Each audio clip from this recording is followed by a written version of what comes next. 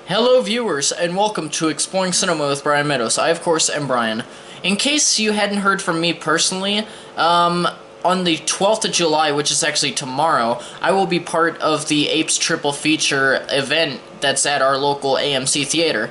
And it occurs before, 2 days before the world premiere of War of the Planet of the Apes, and gives people a chance to watch the first two of the prequel trilogy of the Planet of the Apes franchise before actually showing us War. I've already seen the first two films, but Mallory hasn't, and just to celebrate that this landmark is coming soon, I wanted to do reviews on both movies. I've already done Rise of the Planet of the Apes, which if you have not seen it already, I will actually leave a description, I will leave a link in the description down below of it. But without further ado, welcome to my review of Dawn of the Planet of the Apes. And be warned, this review does contain slight spoilers to Rise of the Planet of the Apes. Set 10 years after the events of Rise, Dawn of the Planet of the Apes follows a group of people in San Francisco who struggle to stay alive in the aftermath of a plague that is wiping out humanity, while Caesar tries to maintain dominance over his community of intelligent apes.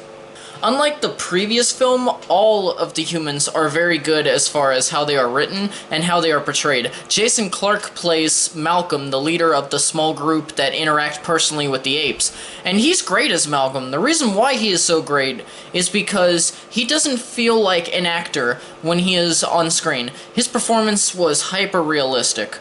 And we also have Gary Oldman as Dreyfus, the leader of the entire human colony, and he does a great job too. He's just a character who's looking out for everyone in the colony, and he sees the apes as a danger. As for the apes, every ape in this film is fantastic, well realized through motion capture performances, with a couple of major standouts. Of course, Andy Serkis dominates this film as Caesar.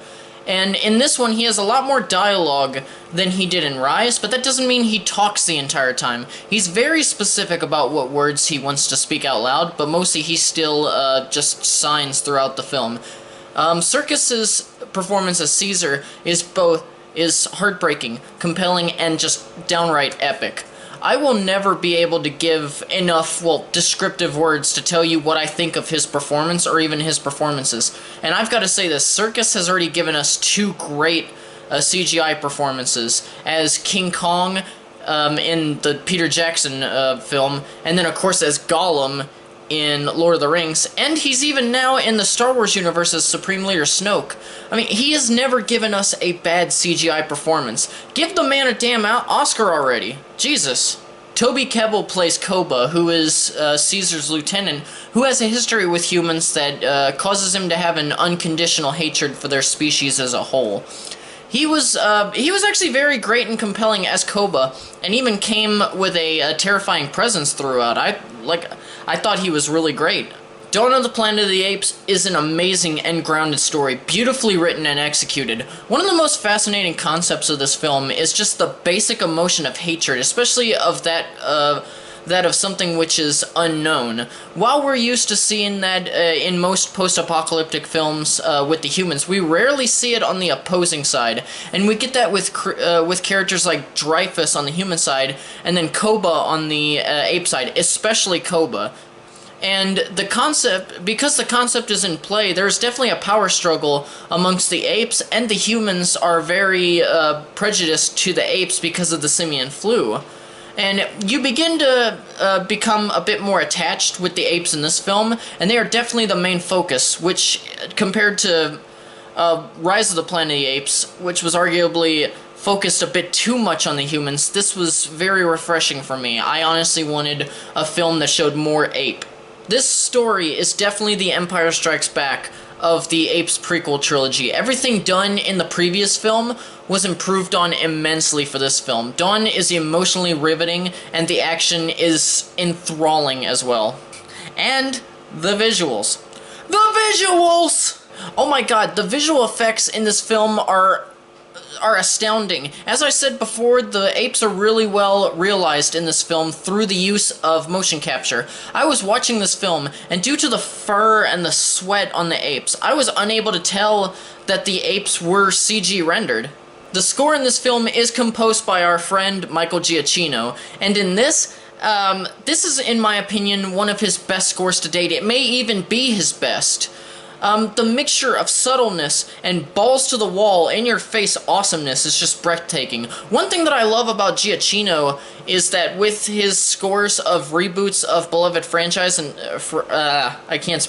franchises or films, he always finds a way to pay homage to the original films from the franchise and whatnot. And you can definitely hear and feel remnants of the original Jerry Goldsmith composition from the Charlton Heston film Planet of the Apes.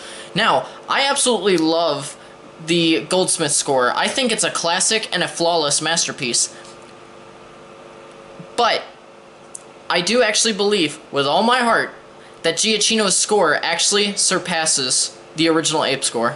I will say that the only real problem that I had with this movie was a little bit of the pacing, and it wasn't really much to do with the editing or anything, or even the story. The story was still good, it's just that I wanted more apes, and even though pretty much all of the humans were compelling in their own right, every time they came on screen, I was just sitting there like, okay, can we get to some more apes? But despite that, and to recap, Dawn of the Planet of the Apes is a near-perfect film, with great performances from regular and motion capture performances, and an enthralling story that only lacks a bit in the pacing, and sometimes in the dialogue.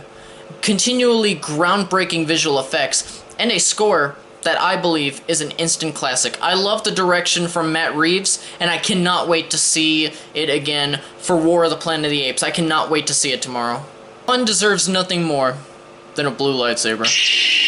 Thank you guys so much for watching and listening to me ramble on and on. Now, I must ask you, what do you guys think of Dawn of the Planet of the Apes? Did you love it, hate it, you haven't seen it yet, indifferent? What were its strengths, what were its weaknesses? I want to know. I welcome new perspectives.